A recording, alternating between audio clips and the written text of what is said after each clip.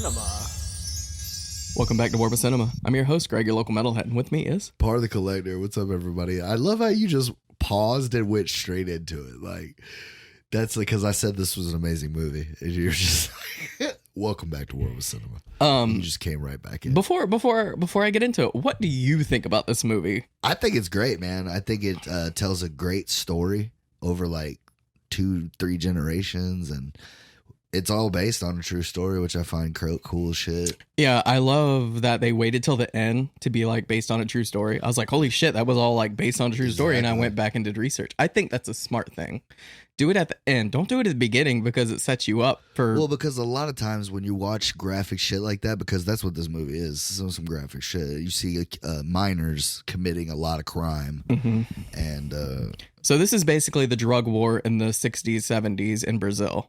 Yeah, that's what this is based off in the City of God. Yeah, and that's what they call the slums in Brazil, the City of God.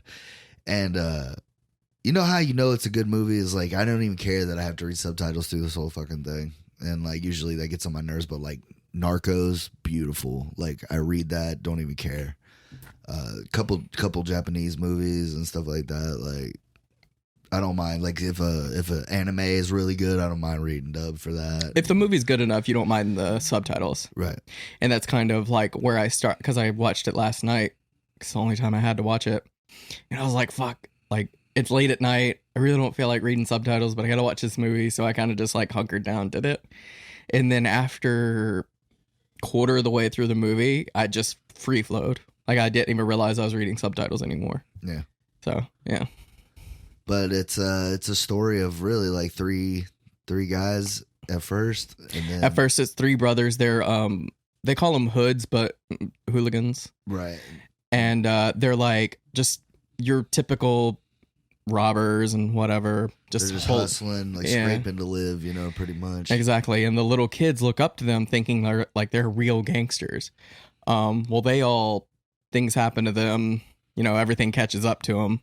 It's so crazy how it all ties in because there's also while you're with these teenagers, it kind of introduces you to these couple kids, right? And one of them is just a demon.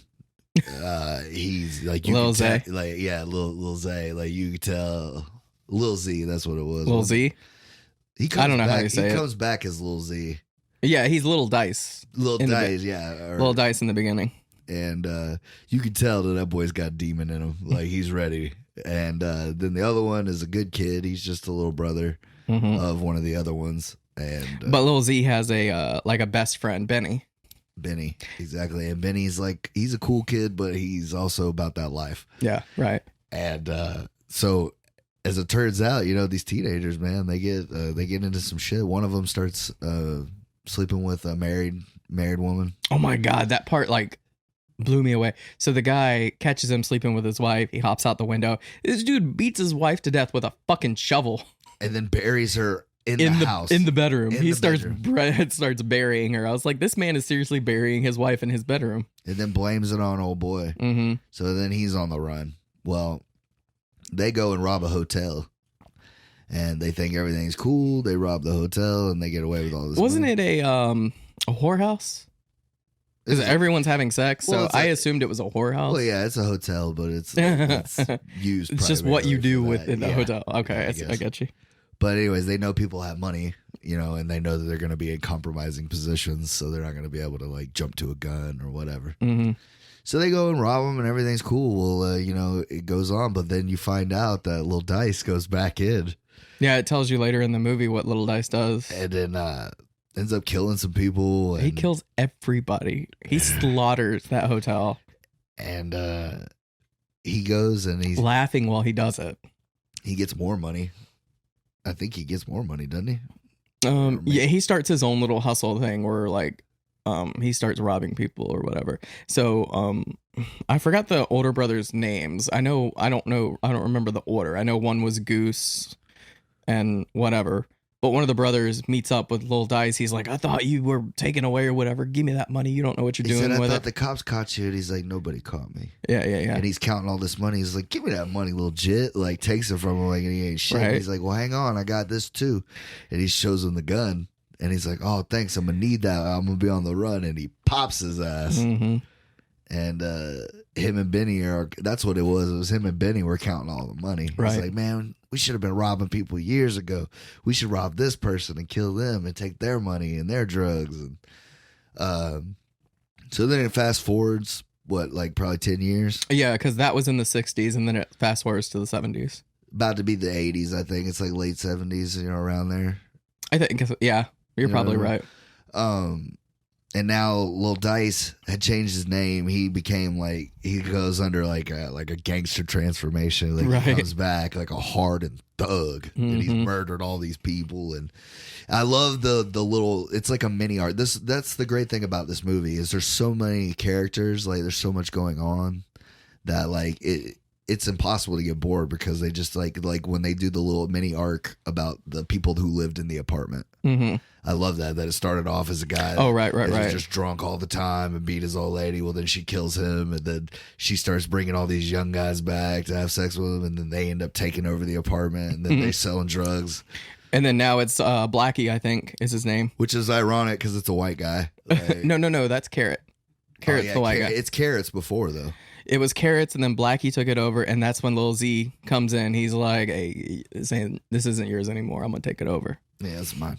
And you work for me now. Right. He shoots him, and he's like, I'll let you live, but you work for me. Yep. It's like, damn. The dude's cold as fuck. And, dude, meanwhile, during all this going on... Rocket. Rocket. All the narrator and the main character is Rocket. Yeah, he's the guy you're rooting for the whole time. Yeah. This kid, his brother's the one that Dice kills at the beginning, or Lil Z. I'm gonna call him Lil Z because he goes.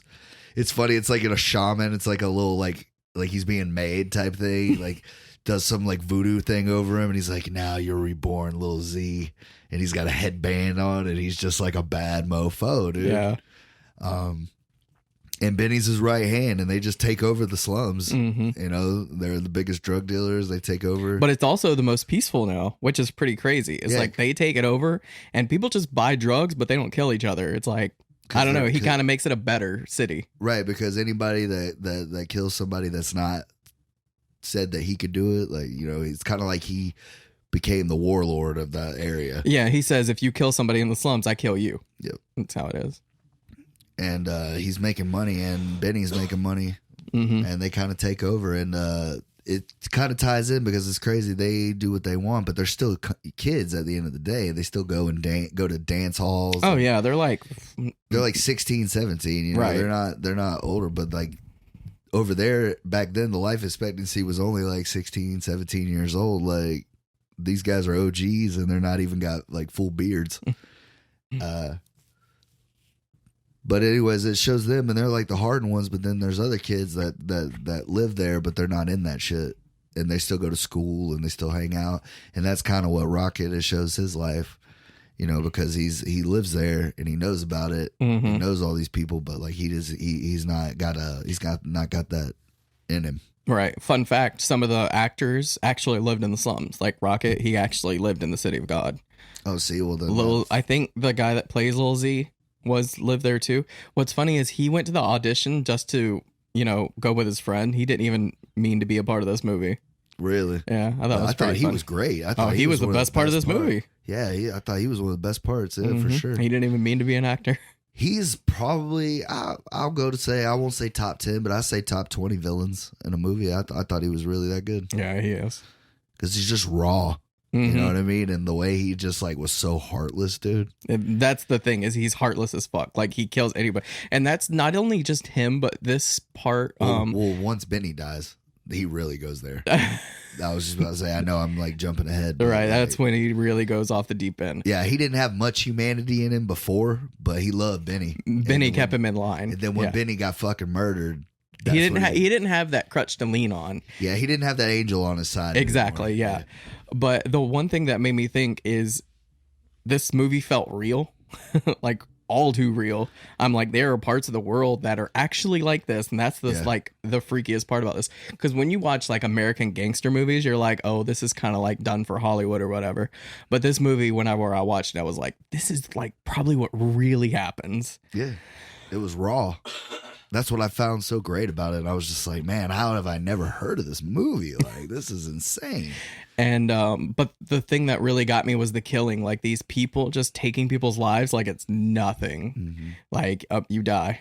Dude, these kids keep breaking into storefronts, and they keep bitching to Little Z, like, we pay you protection money, stop. You know, why are these kids still stealing all my shit? Why are the runts still in it? So he rounds up these kids, and he makes them choose which one of you is going to get killed. Well, first, it's the saddest part of this movie. It broke my heart, really because does. I know it probably happens, in real. It probably does, yeah, for sure. There's these two kids. He catches two of the runts, and he's like, hand or foot. Yeah, I'm gonna let you choose, hand or foot. So he shoots these little kids in the fucking foot, and they're crying. And then he hands one of the other runts that they catch. He's like, you got to choose which one dies. And then he has to pick which one to shoot. Like, fuck, that shit fucked me up. Mm-hmm. All because they got caught stealing. Yeah, but it pays out later in the movie. Mm-hmm. It does. Know what I mean? Because, anyways, you have all this going on, and that's pretty much what the movie's about. You're following these three characters. They start as kids, and then you're just watching Lil Z rise to power. Yeah, pretty much terrorizing this this neighborhood, this city, really. Yeah. Well, I wouldn't even say terrorized, because he actually makes it a better place to live, because there is all this like murder and stuff like that. But whenever he rises to power, the crime rate goes down. Like, people are doing a lot more drugs and he's getting rich, but crime rate's like down. It's actually not a bad place to live. It's like he's like controlling the crime pretty much. Exactly. But the one thing where he fucks up is, I can't remember his fucking name, so I have to look it up. The handsome Bob. I know that's not his name, but you talking about the curly headed kid? Yes. The one that they fuck over the entire movie? The one that starts the whole revolution. Oh my god, I can't think of his fucking name. Oh, yeah, I know who you're talking about. The guy that Knockout Ned. Knockout Ned, yeah. Knockout Ned. I know I was gonna get it. So Knockout Ned, this is where he fucks up though, is he rapes Knockout Ned's sister or something. No, it's his girlfriend, his wife. Yeah. And then he walks away, and then he's like, why didn't I kill that guy? So he goes back to kill Knockout Ned, and Knockout Ned's brother like comes outside, and he has a knife hidden that they don't know about.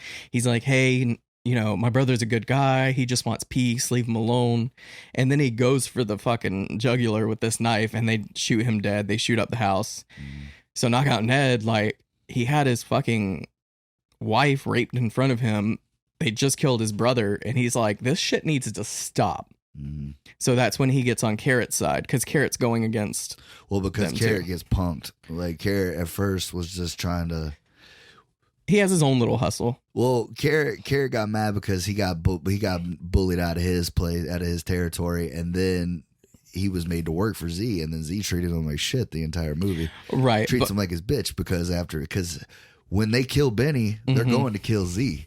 That's what he tells him. Well, that's Blackie that kills Benny. Yeah, I know, but Carrot's the one that puts the idea in his head. Yeah. You know what I mean? He's like, if Z wasn't around, he's like, man, we could do whatever we want. Can I just talk about how, like, you can tell if I like or dislike a movie? Because I can remember everyone's name in this movie. That is good. And I usually never remember anybody's fucking name, but. Well, it is a longer movie, too. It's 2 hours, yeah. It goes by at a good pace. There's no slow moments. Well, I'm just saying, there's so many characters and there's so much going on. There is so much going on. So Carrot is the head honcho of the runts, and the runts are getting into Z's territory. So that's when Z confronts Carrot, and that's when they kind of like butt heads. And that's when that's when Carrot gets Knockout Ned on his side. Yeah, he gives him guns and shit. Right. And this is kind of where the movie starts. Like, the whole point of the movie is this. Yeah, because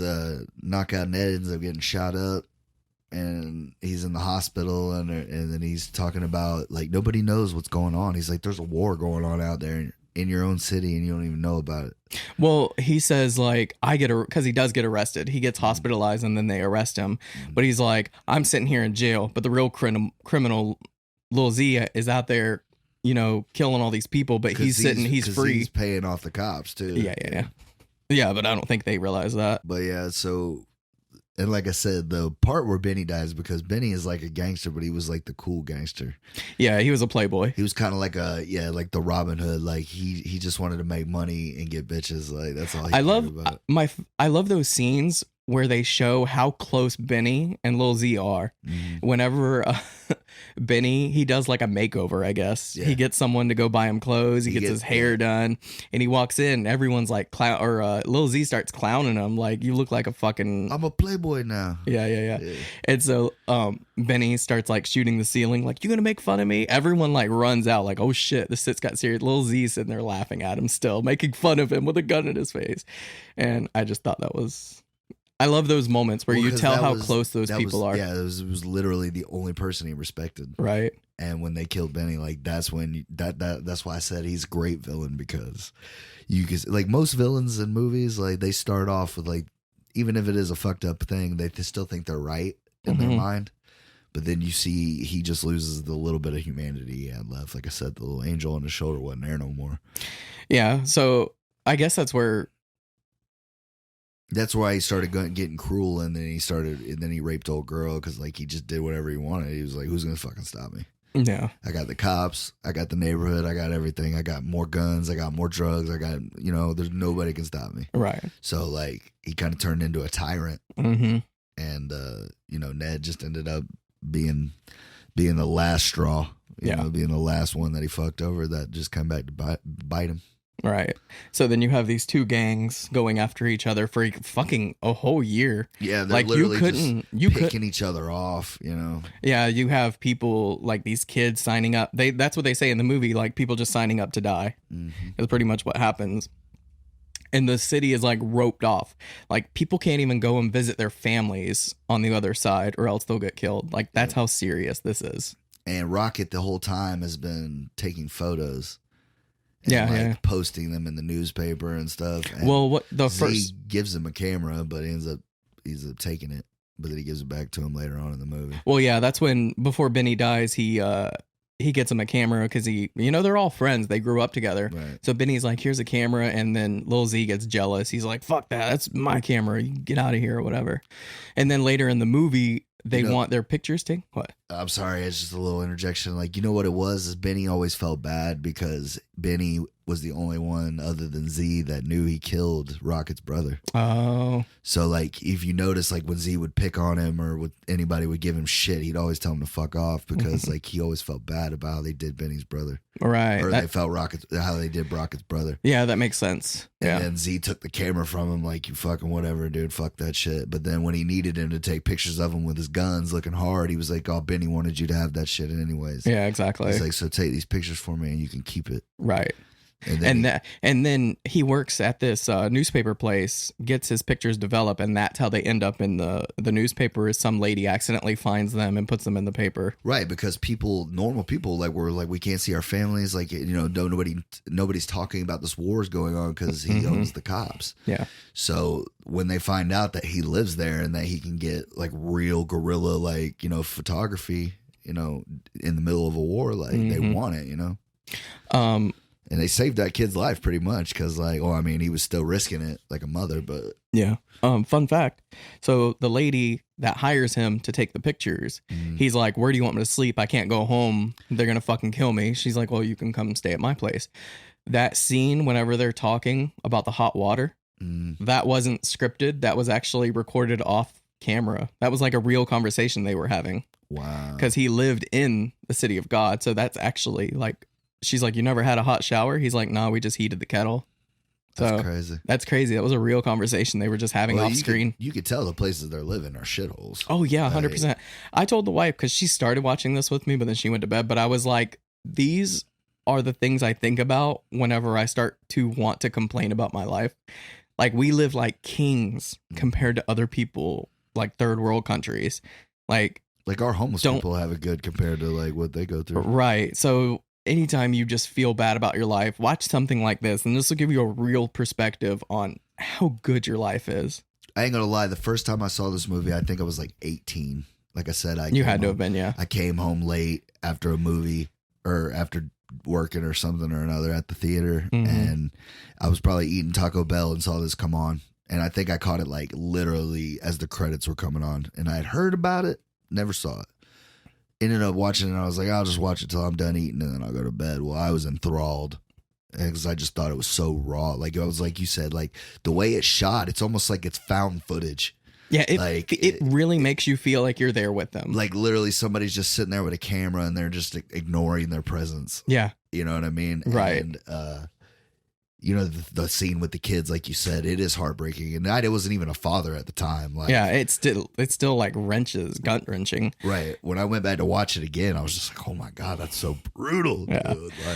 Like, I didn't realize how long ago this came out. 2002, it was released in Brazil, and then 2003 was worldwide release. and I remember, I think that was where I heard about it, because when it won some kind of independent award. I heard about this movie nonstop when it came out. Right. Everyone was talking about City of God. You remember that one, Tree of Life or whatever, how people will not shut up about that movie? Right. That's kind of how this was back in the day. Like, people would not shut up about City of God. And it's been on my to watch list for fucking almost 20 years. Well, I'm glad I got that done for you. Yeah, I am too, actually. I'm glad I finally got to watch this movie.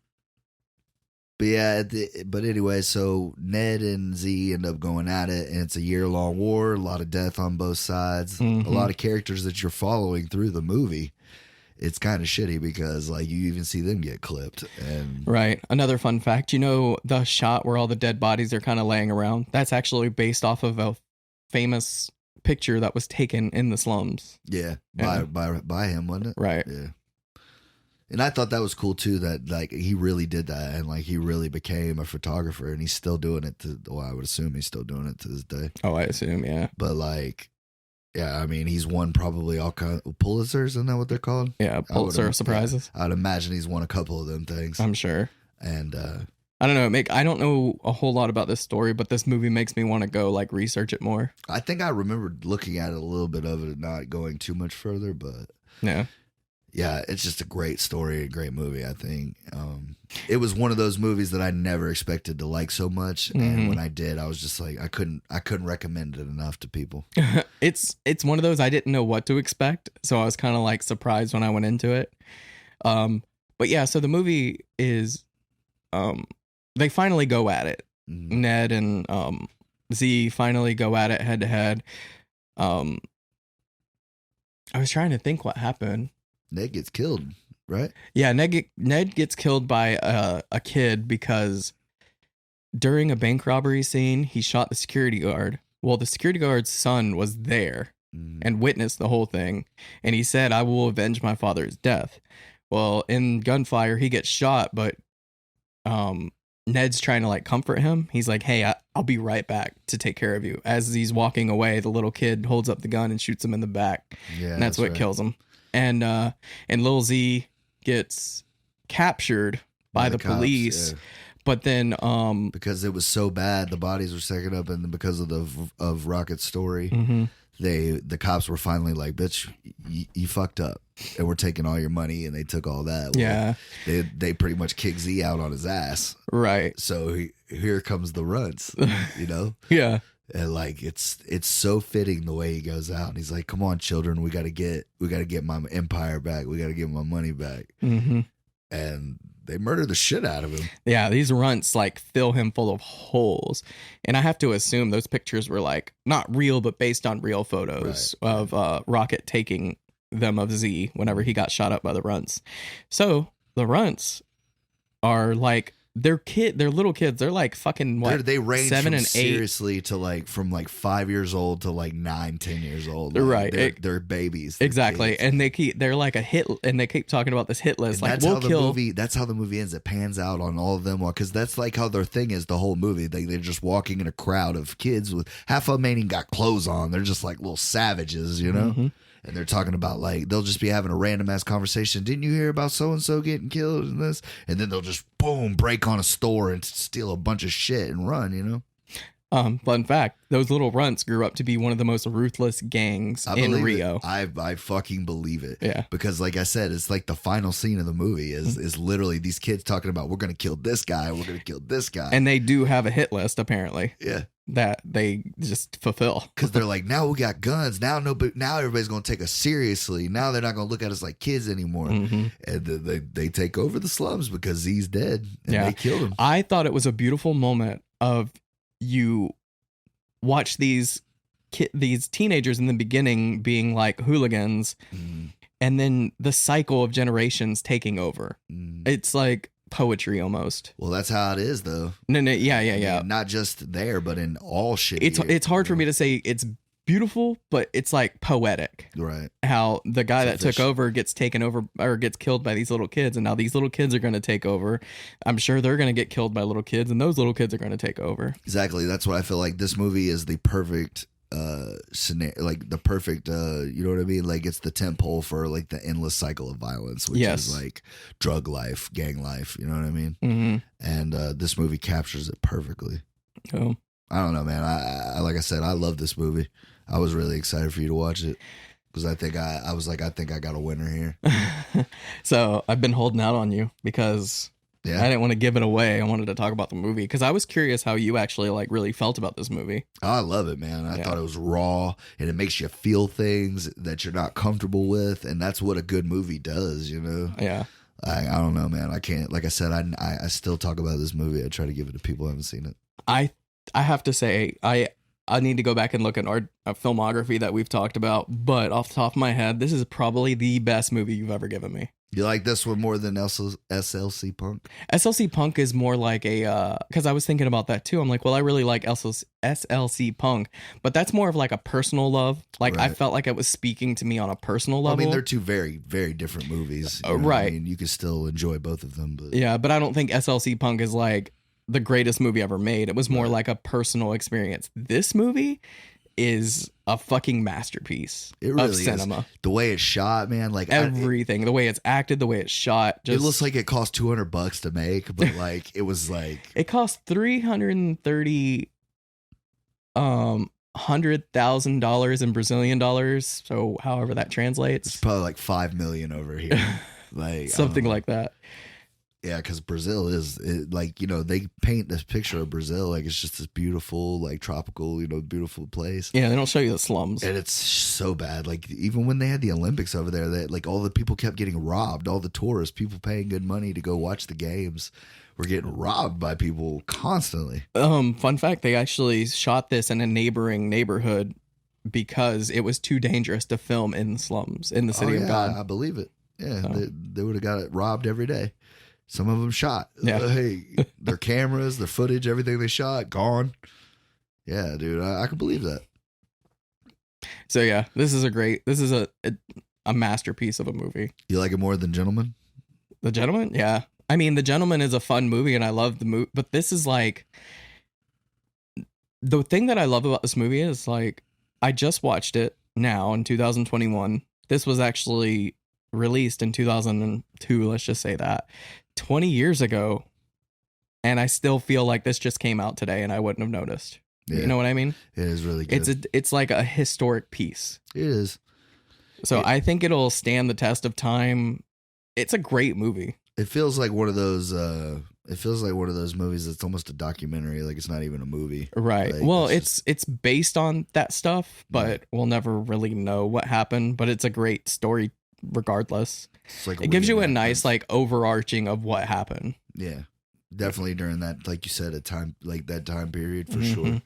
That 20 years, I feel like I know what happened in Brazil. Right. But yeah, I give this movie like a fucking 9. Like honestly. Yeah, well deserved. Yeah, it's a 9, dude. You know, it could probably fluctuate a little bit just depending on it. It's been a while since I watched it. But that ought to tell you something too, man, that I didn't get to watch this before I gave you the copy, but like that's how much from memory I just love that movie. Yeah.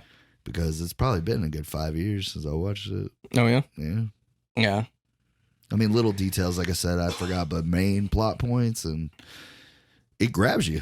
Like it does. and it's like, it's very serious subject matter, But like this is one of those that should be put in like film school, like, and studied. Yeah. Because there's a lot of great things about it. Mm-hmm. And like how to give like that raw feeling of like actually being there and stuff like that. And you're rooting for Rocket. Like you're rooting for certain people in this movie. Like you just want them to make it like be okay. Well, there's also people you really get attached to and then they kill them off. Like it holds no bars. Like, and then like by the end of the movie, like I said, that's how you know it's a great villain, because like you want Z to fall. Like you want him to get the what he's supposed to. Yeah, whenever Blackie comes in to kill him, you're like, fuck, he's finally gonna get it. And then they kill Benny and you're like, no, like you're actually sad. I think I almost shed a tear whenever I saw Benny die. Yeah, because like I feel like if Benny hadn't died there, like eventually that's the end of the movie. Like Benny would have had to kill Z. Yeah. Like it would have been like a mercy thing. Like, dude, like you've become a monster. Yeah. Like, he has to put down the dog. Or maybe he doesn't get that far. Maybe because of Benny, that's why he took it that far. You know, because like I said, he doesn't really go to like unredeemable until after that. Yeah. But I don't know. I give it a highly recommended. It's a masterpiece of a film and everyone should at least watch it once. It's one of those, like, it doesn't have to be my favorite film to be a good film. Right. You know what I mean? Right. Like, this isn't going to go on my top favorite list. This isn't a movie I'm probably going to watch again because it's a hard watch for me. Really? Yeah. You thought so? It just feels too real. Yeah. It just hits me in a spot that I don't like. You know how you like... I definitely agree. It's a movie you can't just like watch all the time. It's like Schindler's List. It's an amazing movie, but you can't watch that shit every week. Exactly. Right? Well, you know how you talk about like, I don't know why you like those spiral into madness kind of movies, because they're not real. They're based on like fictional characters. Right. I like the idea of it. This is based on real events. Like watching a little kid get shot in the foot just like hurts me on a level that I do not want to experience. Yeah, I feel you, dude. I feel you. I mean, some of the movies you've given me, like, I know they're fucking make-believe, and it's still fucking, you still see some shit that you're like, well, I'm not going to unsee that anytime soon. So, this is one of the, like, the best films you've ever given me. I love this film to death. I fucking love when I hear that, man. Yeah. That's like 3 points now, man. It's like 3 points now. But yeah, definitely check it out if you haven't. For sure. So, on that note, since... I wasn't sure what to give you before I watched this movie, but after watching this movie, I knew exactly what I was going to give you. Okay. I'm giving you Parasite. That's the new one, right? Yeah. It's it came out 2019, I want to say. That's the Korean one? Yeah, it was. Okay. It's a Korean film, but it's on the same level of City of God, like perfect filmmaking. Okay. Like just masterful filmmaking. And I watched this movie and I was like taken away, and I've been wanting to rewatch it again. It's such a great movie, and I figured, like, you gave me a foreign film, I'll give you a foreign film. You give me a great masterpiece foreign film, I'll give you a masterful. I'm pretty sure this shit won Oscars, didn't it? Yep. It won like a couple. Director, I think actor too, but story. I love Parasite to death, and I figured we can go on a little bender of the the director. You remember that movie you showed in your haul video? Like Greg would probably like this. The Host. The Host. Yeah. He did that one too. Did he? Yeah. Okay. Yeah, he's a Korean filmmaker, and a lot of his movies are based off of like Korean culture. Oh, okay. Yeah.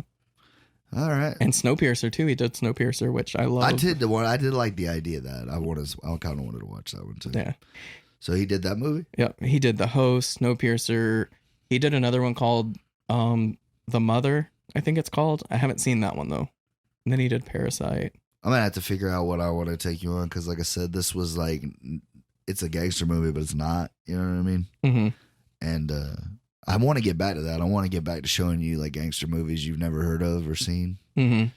But at the same time, like I still want to give you good movies. But the hard part is like you've seen a lot of shit. You're like me, like you've seen a lot. Yeah. You're just like picking the bottom of the barrel of movies that I haven't seen. And I'm trying, and that's what I'm saying. I don't want to just give you a movie just because you haven't seen it. Like I want it to be good too, but that's hard when you've seen so much. Yeah. Like you know that I've seen a lot of movies, but you also know the types of movies that I've seen. So you know there's a couple genres out there that I don't give a shit about. Yeah, it is a little easier for me because you don't go into like the indie route. Well, that's the best part about this podcast when we started doing it was the fact that I have been introduced to different movies that some I fucking can't stand, but some of them have actually been pretty good. Yeah. And I wouldn't have seen it unless we did this. Well, that goes back to when I was around 18 to 21. I was in this, like, I only watch indie films because that's where I felt the real story. I literally stayed away from, I didn't go to the movie theaters or anything, didn't watch new releases. I stuck to indie films alone. So I missed out on a lot of movies. Right. And you're introducing me to those movies that I probably wouldn't go back and watch. Like New Jack City, The King of New York. I wouldn't go back and watch those on my own. I love those just because I feel like they are hidden gems. Yeah. Especially New Jack City. Like New Jack City is the like ultimate cult classic. Yeah. In my opinion. Like everybody loves New Jack City. Right. And it's one of those movies that I don't think about going back and watching. Dude, I was looking through, like you said, man, some of these elder episodes, like crazy the views that they got. Oh yeah. When, like I was thinking about this too, is you have people that talk about like, it doesn't make sense what takes off. Like things have their own way of taking off. And when I look at things that are popular with us, Guyver is number one, but that makes sense because it's a cult movie that nobody really talks about. So I even went back and watched that episode because it's one of the last ones we record where you can look at us. Yeah. And I was like looking to see if like one of us had like a nip slip or something. Like what was our back and forth just that like better? Like were we just in the zone that day? Like, and I watched it and like it was a good episode. We had some good laughs and shit, but like I didn't see anything out of the ordinary that would just be like, that's what got 1,000 views. Right. Like, what? And then The Hole. Yeah, The Hole. Like The Hole is like number 2. It has like fucking 6,000 or 600 views. I mean, it's nothing to brag about. Harsh Times has a shit ton too. Yeah, Harsh Times is like 4 or whatever. But like usually ours get around like 20 to 50. But these are just like. But the thing is those are the movies that nobody really talks about. And SLC Punk got some views. Yeah. Well, of course, New Jack City. Of course, the Wheezy episode got some views. Well, it's because of his fan base, which I've been meaning to ask you. What's going on with that guy? Is he still streaming? He doesn't do anything as far as I know. Oh, that sucks. He had a good following. Like, I know, it's crazy. I mean, I told him every time I see him, I'm like, bro, what are you doing? Like, yeah, I miss doing the podcast with him, but I was like, bro, even if you don't want to do that anymore, like, it's fine, bro. You should definitely still be streaming. Yeah, he has the personality. Like, he was actually making money from that. Like, yeah. I don't know why he had a sponsor and everything. I would have stopped the podcast way before I stopped streaming. Yeah. I don't know. Oh, well, to each their own. Maybe he'll get back into it. Hopefully. I miss that guy. Maybe one day we'll get the Z-Weezy 14 back in the world. Yeah, I hope so. But yeah, some of those movies, I'm just like, it doesn't make sense why they're taking off, but they are. So, well, like you said, man, even though like we may not have found it to be our favorite or whatever, somebody else did. Or they're probably like, I can't believe somebody did a review on this fucking movie. Like they saw it like whatever ago, and they're just like, somebody actually took the time out to review this shit. Yeah. And then they watch it. Yeah. It's pretty funny. Speaking of, you know how I've been buying like special edition copies of movies? Guess what they have a special edition of? What? Idle Hands. Oh, really? And I want it. Yeah, don't spend too much on that. It's $20. I think I got that movie for like 50 cents. Bro. I adored that movie. Like, I know it's not a good movie, but it was like, it has that cult status. I didn't even feel like when we were reviewing it, you enjoyed it that much. Yeah, but after we even reviewed it, I kept thinking about it. I was like, I want to watch Idle Hands again. Like, it's so silly. There's been a couple like that we've done. Like, I kind of want to watch Mandy again. Like, Mandy was pretty cool. Like, I'm just going to fast forward the first 45 minutes. Oh, yeah, definitely. But they should do like a super cut where it's just like right when she lights his bag on fire and then just start the movie from there. Yeah, honestly, though, like, I would have. You kind of get the idea. Yeah, for sure.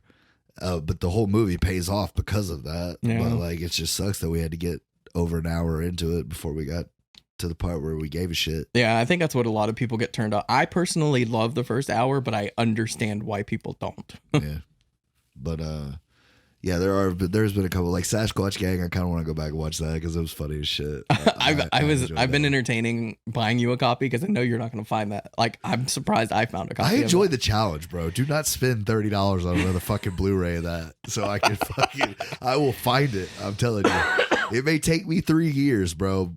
But I will find it. If you find Sasquatch Gang out there in your like little adventures, I would lose my shit. I'm telling you, bro. I'll find it. I've always find something eventually. Like right now, I'm looking for K9 with Jim Belushi. I love that movie. I love it. I watched it when I was a kid. I had it on VHS. Watched it all the time. Have you seen it? Like when I was a kid, but I don't remember it. It's hilarious, bro. Yeah. Him and that German Shepherd are gold. Him and that German Shepherd. Jerry Lee. Yeah, I remember watching it. I just don't remember it. Bite his balls off, Jerry Lee. All right, tell me something.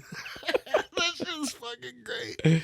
It's just a dog, and he throws a fucking pool cue at it, and the dog bites the motherfucker in half. And he's like, yeah, he's just a dog. I love that shit. It's fucking great. Oh, that's funny. Yeah, that whole movie's hilarious. He just eats chili. Yeah, just chili. He's having to pour this fucking huge cans of chili in a bowl for this fucking dog. That's funny. Yeah. I'm a sucker for like a good cop dog movie. I don't know. They don't make those anymore. I know, dude. They're terrible now, but like. Well, back in the 90s, there were just dog movies everywhere. Yeah, like really Beethoven. It really was, man. And I love Beethoven, the first one. Yeah, it's great. But Homeward Bound, dog. Homeward Bound, yes. I fucking love Homeward Bound. I do too. I used to watch that so much as a kid. Marty McFly doing a dog voice. I'm down with it. I fuck with it. Like, it's great. Yeah, I don't know, man. I mean, I think it's because I was a kid, like when they were big, but like fucking Air Bud, dude. I loved Air Bud when I was a kid. Don't love Air Bud. I loved Air Bud. See, you were a little bit older when Air Bud came out. I think so too, yeah. Yeah, I was like 8 when Air Bud came out. That shit was fantastic. I tried to get my dog out there as a boxer. Come on, shoot jumpers like that fucking golden retriever. The dog's like, what the fuck? I can't do it. Trade you in for another dog. I'm gonna get a fucking golden retriever, like Buddy. Feed pudding cups. Right. One of my family members really got into those fucking Chihuahua movies. They made a fucking shit ton of those Chihuahua movies. I don't even know if you know what I'm talking about. Beverly Hills Chihuahua. Yeah. Yeah. George Lopez made a killing off those. Oh my god. Yeah, I've never seen them. I haven't either, but that would be a death box movie for sure. 100%. I'd rather watch that guinea pig movie than watch that, honestly. But yeah, dude, Turner and Hooch is a great dog movie. K9, like Turner and Hooch. I don't think with Tom Hanks. You ain't seen that? Oh, I probably know what you're talking about. I just didn't know the name. Dog just slobbers the entire movie, dude. Yeah, I didn't know that was the name of it. Yeah, it's amazing. Turner and Hooch. I love it. I was looking for that one for a long time on DVD, and I got it. Oh yeah. Yep. Nice. If you ever want to watch it, you let me know, bro. I'll put it on your list. No, I'm good. I can always down to watch some Turner and Hooch, bro. Such a great story of a man and his dog. All right. But yeah, dude. There's a couple of movies coming out that I'm excited about. Like, I really want to watch The Suicide Squad. Yeah, I'm excited for that one. I finally watched the actual trailer after we talked about it. So, but like, a part of me is excited. The other part's like, it doesn't look good. It's James Gunn, bro. Yeah, I think it's gonna be the DC version of Guardians of the Galaxy. Like, it's just gonna be like the rated R version. I hope so. I hope they do something with it. Dude, I want it to be good. I think not Staryu. I'm talking about Pokemon. Too much Pokemon opening. So much Pokemon opening. Have you ever thought about getting into sports cards? They're huge right now. I know, bro, and they're getting sold out everywhere, just like Pokemon cards. There's that guy that I sent you, the antique collector. He says he will go to the store, buy like the box set, like $30 box set, and then sell it on eBay for like $50 or $60. He's the motherfuckers I'm talking about, dude. Scalpers. Yeah, I can't stand those people. They buy it and then double sell it. They're not into it because they love the cards or their kids are into it. They're just being dicks and buying it and then selling it for twice what it's worth. Yeah, but there's some dumbass that's paying for it. So. Yeah, some poor bastard like me whose kid's like, I don't want fucking Pokemon cards. Fucking find them. Find them. Yeah. Yeah, that's why. But you know, whatever. I didn't mean to cut you off. I'm gonna unsubscribe to him now. Motherfucker. No, I'm just kidding. He does sports cards, not Pokemon cards. No, I know. You're like, I don't care. He still does it. No, I mean, I do. I mean, the only problem is now is like mostly when I'm out there, I find sports cards that have either already been opened. Yeah. or they're selling an entire thing. Like, I have the entire 1991 Topps baseball lineup. Well, that's awesome, bro. But I also know for a fact you took all the keys out of that bitch. Yep. And you're still charging me $5 for 5-cent cards. Like, nah, I'm good. Right. There's 1,000 of them. I get that. That aren't worth anything. Exactly. And I don't need 1,000 more useless fucking baseball cards laying around. I already have 2,000 fucking baseball cards laying around that I don't want. Same thing with football. Like, I probably already have over 1,000 football cards already sleeved and in things, and then probably another 500 that need to go into fucking sleeves and folders. Like, I just got out of the card shit, dude. It got too much. Yeah, now you just stick with Pokemon. No, but that's mostly because of your kids. Honestly, if my son didn't give a fuck about it, I wouldn't give a fuck about it. Yeah, that's fair. That probably broke a lot of my TikTok followers' heart, but like, don't get me wrong. You're going to lose so many subscribers. You love Pokemon. Don't say that. Well, luckily, mostly my TikTok following does not follow me on here. So yeah. Well, they're going to. That'd be They're awesome. going to do like a deep dive, Par the Collector deep dive on YouTube. It's going to be like an hour-long video about your whole life. How you're a fraud. It really won't. It really won't. I'm going to explain this to you. Because my fucking Part of the Collector YouTube channel is connected to my fucking TikTok. Yeah. I've got one new subscriber, bro. What? I'm pretty sure it was somebody I work with and I guilted them. They were like, what the fuck, dude? I thought you were going to subscribe. And they're like, oh, yeah, click. Yeah. That's probably where you got to be the guy that like the one guy I was telling you about that stands outside of a Guitar Center. He's like, let me see your pull up YouTube. He looks himself up on my phone and makes me subscribe to his channel. On that has never happened to me because I don't go to Guitar Centers. Yeah. But two, it's always rappers outside of gas stations. They hit me up for the mixtape. Hey man, any donation would be great. I mean, I don't have any cash on me. Well, you can cash at me. Nah, bro, I'm good. Like. Thank you anyways, man. He's like, well, just take the fucking CD, man. And I'm like, I'm sure it's great, but like somebody would pay for this and I'd feel bad taking it for free. Well, man, at least let me subscribe you to my YouTube channel. Fuck. All right, man. You just give me your phone, bro. I'll type it in and everything. Dude, this motherfucker subscribed me to like 16 YouTube channels. It took me months to get this guy's fucking shitty music off my feed. Yeah, it was just one for me, but luckily... Not only did he subscribe me to all of them, he put me on the fucking notification bell for every notification. So every fucking song, everything that mentioned his name got put on my feed. Did you listen to any of them? Yeah, a couple. And then I was like, wow, bro, you were really just not talented. Like, he's like, I'm from this place, but I'm just hustling across America, you know, trying to make something. And I'm like, oh, yeah, man, I get it, man. You know. Yeah. You got the starving artist thing down pat, dude. You just got to make the music worth listening to. Exactly. Man. But yeah, El Guapo or whatever the fuck. He could be famous now. I don't know. I hope he made it. Shit, I think it's the same guy. Just because, like... The same guy that made me subscribe to his thing. It's like Guapo TV or something yeah. like that. I mean, I hope you're successful, dude. I hope... Yeah, I hope you find your following and you take off. It's just I'm not the one. It's not me, bro. I like rap, but like, I like good rap. You know? That's where I'm at. I would like to get back into this music on something. Like, I know that I'll never be like, you know. It's the thing about it is you have to do it for yourself. Like, you have to make music for yourself, and then people will find the music and either like it or don't like it. Kind of like Guapo. Like, somebody's gonna find a song and be like, this is the greatest thing ever. Yeah. But you have to make music for yourself, not for other people. I would like to make rap only because I feel like it would be better. It would be better than other people's rap. And here's the thing, like, I don't even want people to see my face because once they see that I'm white, that would be the end of it right there. Honestly, though. Lose all credibility. No, I mean, think about it, though. Like, I don't, you know, all my heart goes out to every white rapper out there. And I'll tell you why. They say it's so easy for a white rapper to get popping. It is. For one song. Mm-hmm. Every white rapper gets that one song. Everybody gets it. And then it's up to you to keep it sustained. Yeah.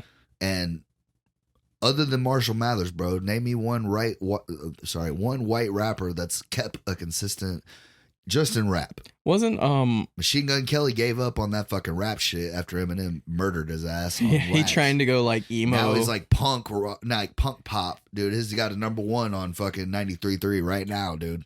So I mean, he knew what he had to do to survive. The guy that died not too long ago, people liked him. Oh, Mac Miller. Yeah, Mac Miller. I would say Mac Miller is probably the only other one I would say. Maybe. Yeah, he's the only one I could think of. Yellow Wolf kind of went crazy as fuck. Like he doesn't make real music. Like he makes music, but nobody gives a shit. Yeah, Lil Dickie is just not there. I will say this: Lil Dickie is popping, but it's only because he doesn't take himself seriously. Like I just wish he was funny. I think he's hilarious, bro. I love his fucking show, bro. Have you watched his show on FX? It's fucking hilarious. I refuse. I'm too stuck on Eric Andre right now. It's better than Eric Andre. Bullshit. I'm sorry. I even watched that prank movie he just did. You didn't like it? It was funny, but like it's not better than Lil Dickie. Yeah, it is. I'm sorry. Fuck Lil Dickie. Lil Dickie makes fucking heat. He made one song, The Professional Rapper, what's it called? With Snoop? Yeah. That's a fucking banger, but that's not the one I'm talking about. That's the only song I like by him. That money. Hey, we'll say that money. Bro, how do you not like that song? It's got Fetty Wap in it. I don't like it. Dude, you're crazy. But I don't listen to rap like that either. I do. Yeah, I know. I'll tell you, this guy's got bars. He's got the let me freak. That's hilarious. It's all about like his bitch not letting him fuck. And every man can relate to that, dude. Where you just want some pussy. It's not that deep. And your wife's like, it doesn't have to be fucking deep. I'm just saying everybody can relate to it because everybody's wanted to fuck their old lady and their old lady's like, not right now. Right, but he doesn't say anything. I don't know. It's just very surface level. Like, oh, your girl won't let you fuck. Big fucking deal. But it's hilarious the way he raps about it. And then at the end of the song, he's an old man and he's still trying to get laid. And like, she's still like, nah. And he's like talking about how he's like about to die and he's taking a shitload of Viagra to get his dick hard. It's hilarious, bro. It's not funny. Oh, you're crazy. No. It's probably. Eric Andre is funny. Yeah, well, Eric Andre can't rap for shit. So and what he calls comedy is very fucking. He maybe can't rap, but he went to school for music. Like, he's classically trained in jazz.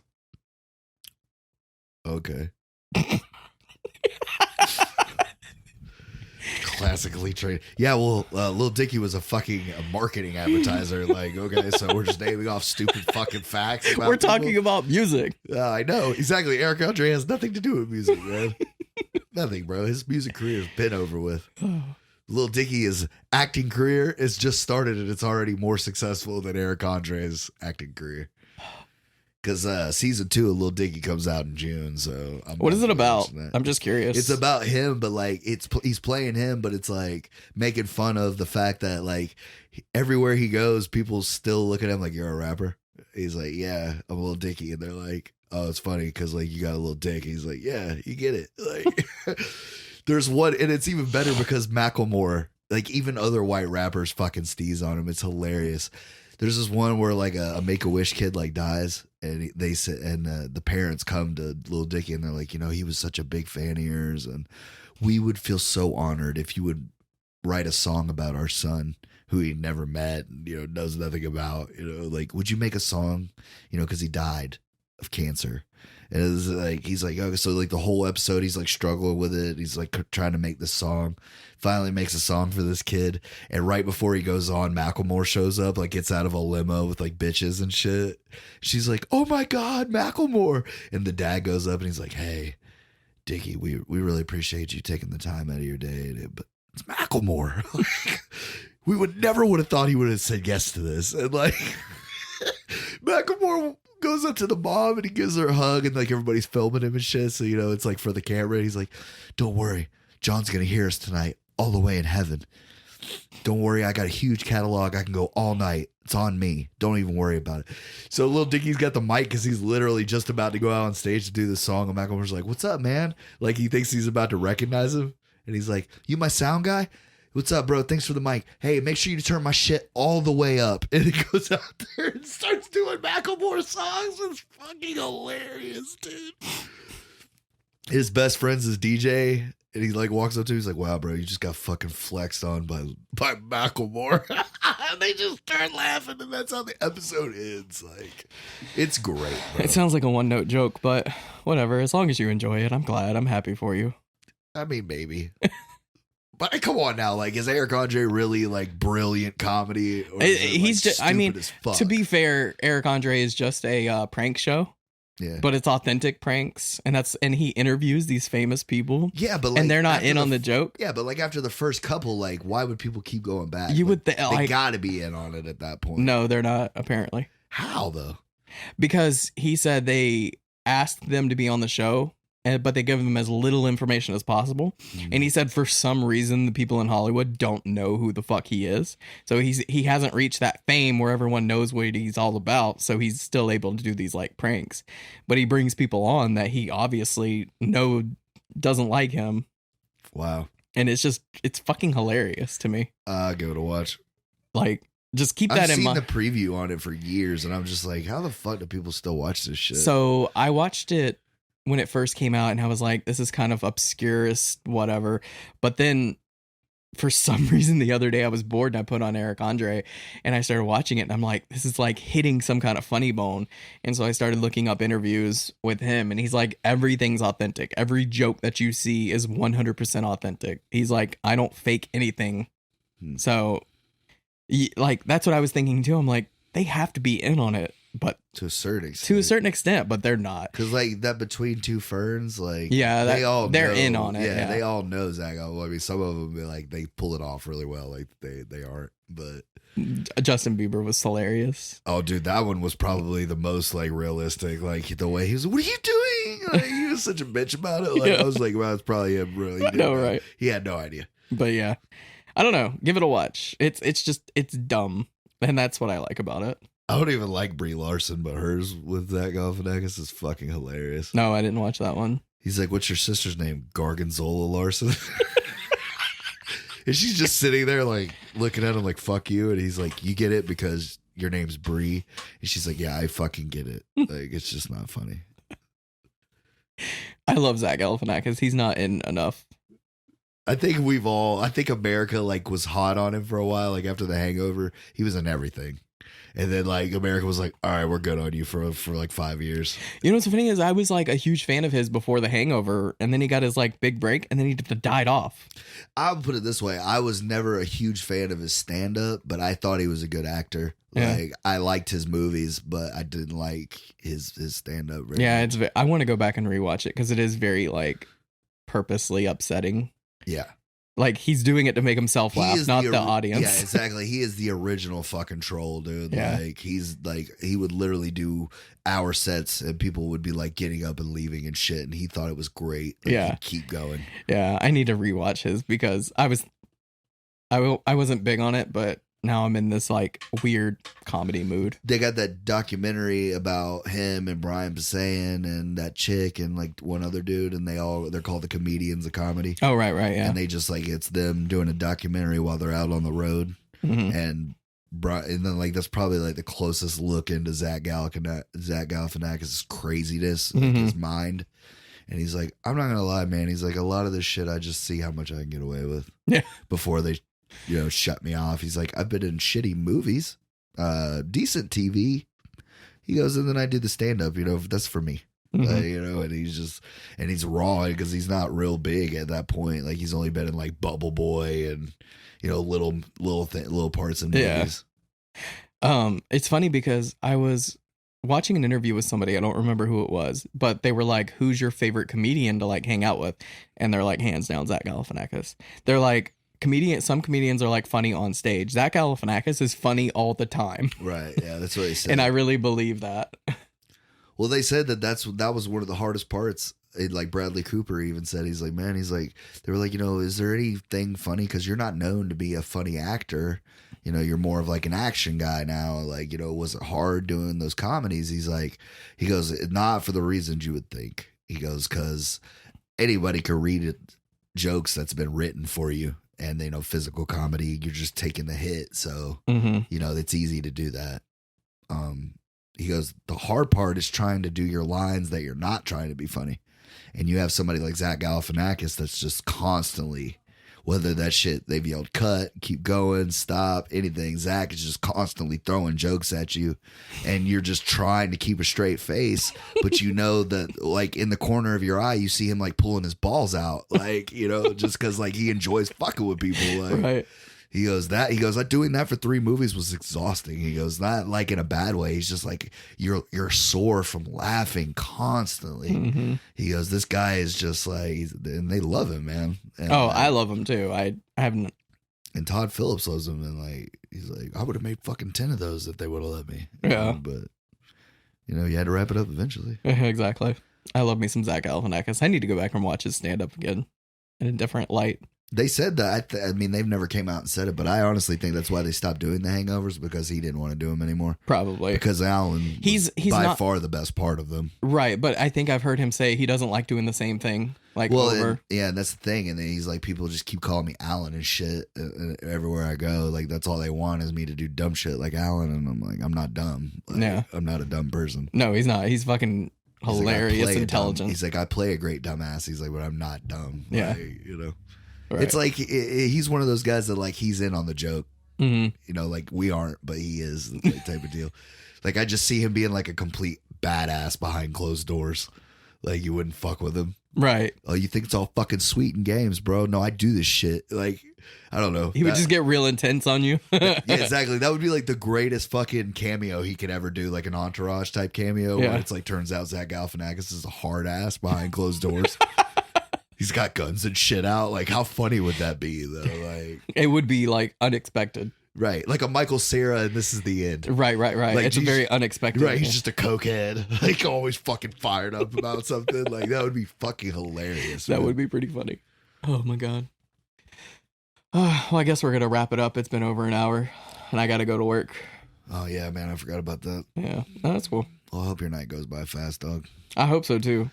And if anybody out there, man, go see City of God. Go buy it. Go City of God, definitely highly recommended. It's a piece of history. And make sure y'all tune in next week for Parasite. Yep. See what I think. Oh yeah. Till then. Later. Later.